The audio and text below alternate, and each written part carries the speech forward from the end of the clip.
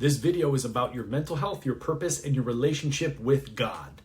And God's just the word we're going to use as a placeholder now, but you'll see by the end of this video, if that word does not resonate with you, you can insert anything you want. You can insert the divine mystery. You can insert the divine intelligence or universal intelligence or great mystery or the creator or the quantum architect or the nature. I don't know. It doesn't matter what you call it. That really doesn't matter what you call it, actually.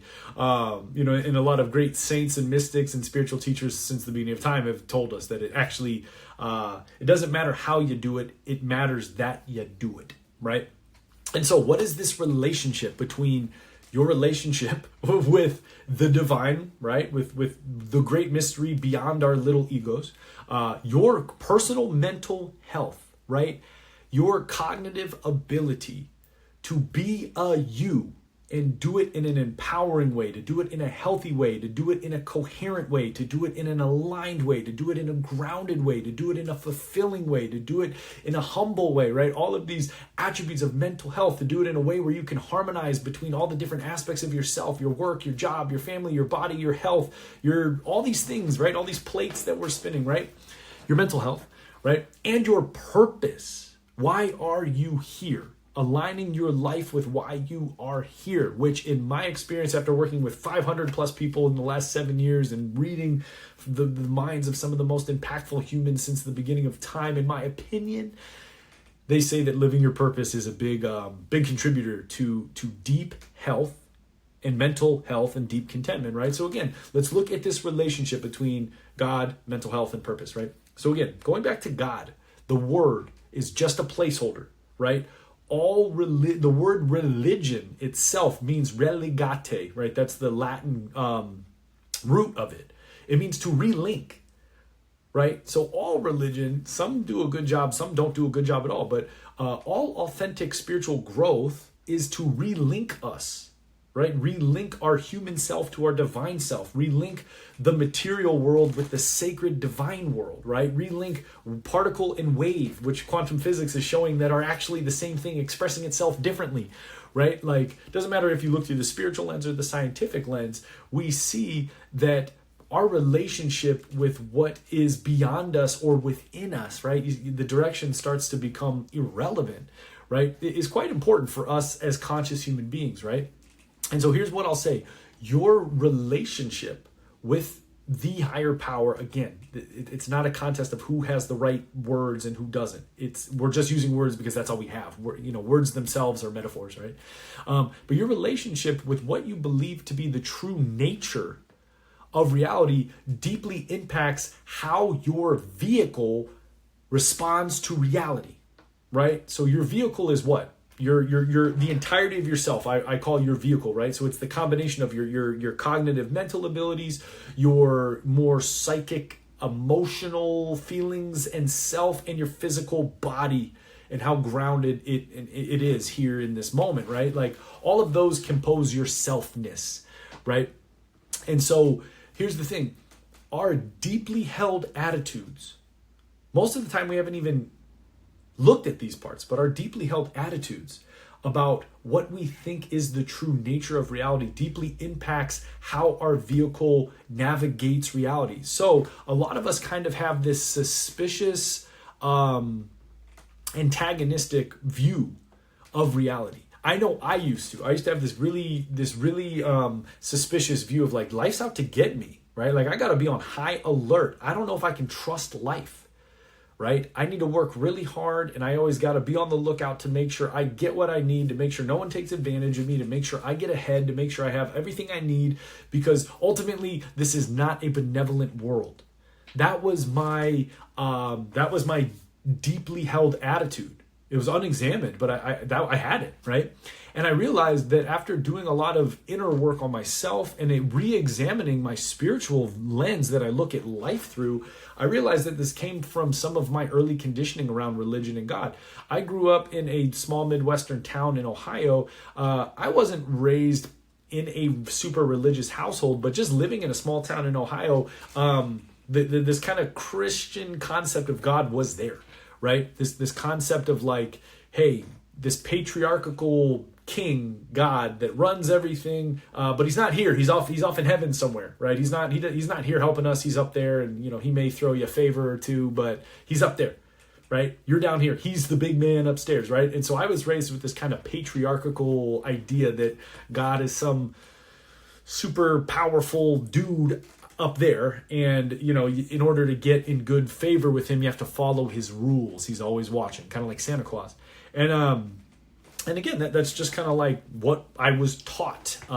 It was kind of in the ambiance, in the background, right? We said the Pledge of Allegiance every day in school and stuff like that. And again, I'm not saying this is good or bad, right or wrong. I'm just saying, like, that's what my underlying first notion of God was. That God is some distant patriarch sitting on a throne somewhere else, and the only way to get him to help me is if I follow his rules. And again, like, if that is your concept of what you think is running the universe, that's going to lead to a sense of isolation. That's going to lead to a sense of guilt and self-consciousness, because you're like, oh my God, am I following the rules good enough? Oh my God, I just fucked up. Oh my God, am I doomed forever? Oh my God, is God up on his thing judging me? And again, it really, again, contributed to this underlying notion that the true nature of reality is kind of adversarial and hostile. Right. And then that played out in my mental health, right? That played out in my mental health because, again, my vehicle was on the lookout. My vehicle was hyperly self-conscious about doing the right thing, being a good person, and making sure that, like, I was pleasing to this universe, to this reality, to this God that was somewhere else judging me. And so it led to a lot of people pleasing. It led to a lot of anxiety, right? And then here's where my purpose comes into play. I didn't have time to find my purpose because I was busy trying to be a perfect me. Right? I was trying to do it right while also being safe in my hostile life. Right? And so I didn't have time to really authentically, deeply connect with my purpose. Your purpose is yours. You don't got to do anything to earn it. You have to do things to actualize it, for sure, but you don't got to go on this deep, it's embedded within you, but it's waiting for a nurturing environment to be able to come online and be lived through you, right? And so my relationship with God was deeply impacting my mental health and my stress levels, which was negatively influencing and skewing what I thought my purpose was and what it took to live my purpose, find my purpose, achieve my purpose, right? And it all got misconstrued and distorted a bit. And again, that's not bad. It just, it became my material for transformation, right? It became my stuff to look at and from an empowering place, see if it resonates. I realized that view of God didn't resonate with me, right? There was just something deeply untrue for me that the nature of God is transactional. Right? Especially when saints, mystics, and spiritual teachers since the beginning of human time have said that actually the true nature of reality is benevolent. That there are many mystics that say the foundational block of life is love, that God is love in action. Right? Love, not romantic love, not transactional love, not familiar love, but love is just the forward, interconnected energy of life experiencing itself for the betterment of itself. Love.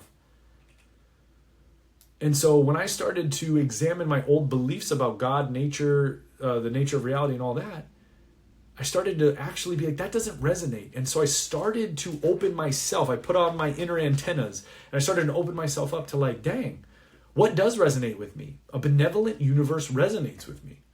A loving God that absolutely loves his or her creations. It doesn't matter, God is beyond gender, right? So sometimes, people call it a him or a her or a they or an it or a great unspeakable divine mystery that goes beyond gender, right? But sometimes for convenience, we call it a he or a she, but it doesn't really matter. It's not a gender thing. But God so deeply loves every single thing that God has created because God is in every single thing that God has created, right? So salvation is, hey, you already are saved. You already are forgiven. You already are a deeply loved child of the Creator. You are held in the field of the Creator. The Creator's intelligence accounts for you and every hair on your head, or if you don't have hair on your head, every hair on your beard or whatever, right? But you get the point. Every cell, every particle of your selfness, the messy parts, the lovely parts, the light parts, the dark parts, the happy parts, and the deeply suffering parts are all held, seen, loved, and being worked through by the divine mystery that works through all things.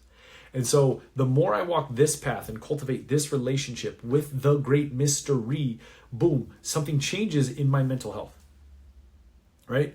Because all of a sudden, my vehicle is no longer navigating hostile terrain, but my vehicle, my mind, my body, my soul, my awareness, my deep inner technologies, all of it, I can take a fucking break. I can let my nervous system rest and realize that it's not a morality contest anymore. It's not a goody-goody contest anymore. It's not a, oh my God, life's out to get me, and if I stop, scanning my environment for threats, life's going to try to fuck me over. It's not that anymore.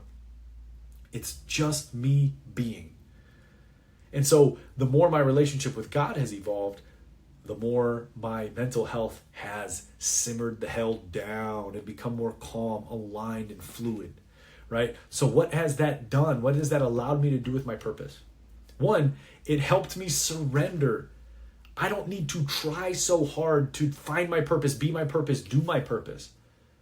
Right? I love fulfillment. I love serving others. These things are my purpose. But the more I try to force it and try, I actually stop the flow of divine life force through me.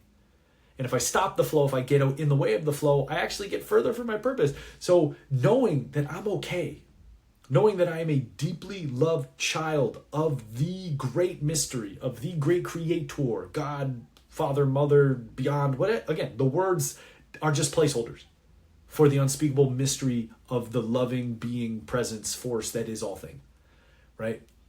But knowing that I'm okay, knowing that I'm deeply connected, knowing that we're all chosen, we're all special, and we're all the same. It takes a big load of pressure off, so you can just let your purpose come to you. Your purpose is germinating within you. But when we get all tense and we get all control-y, we actually suffocate it. When we can surrender, when we can rest in the magnificent ambiance of being loved and love itself, your purpose finds you, right? Because your purpose is calling from within you, right? When you can actually operate as if this universe is here to support you, your mental health will calm down and your purpose will just become just blatantly clear to you. Right? It'll be a moment by moment thing. Your purpose is not something you put on your resume forever. Your purpose is a moment by moment attitude of how you embody your body, how you embody yourself, how you choose to hold your attitude of yourself, and how you choose to hold your attitude of the other people you encounter in your experience. Just this morning, I was at the gym, saw this guy, and I was like, something going on with that guy. I don't know why, but I just, and we didn't even talk. But then after I worked out, I went and I meditated on the beach, and then I came back and I saw him and I gave him one of these. And he takes his headphones off and he goes, I don't talk to strangers, so I'm going to introduce myself to you. And he told me his name and we got to talking.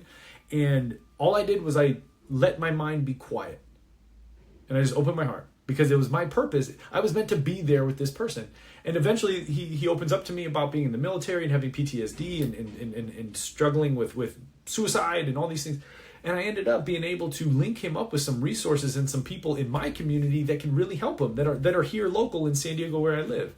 Right? And, I don't know what's going to come from it. I don't know, but we got the ball rolling in a positive direction. So again, if I was busy worrying, oh my God, what's my purpose? Am I doing it right? Am I doing it wrong? Does God like me? Does God not like me? Is the universe out to get me? Is life happy?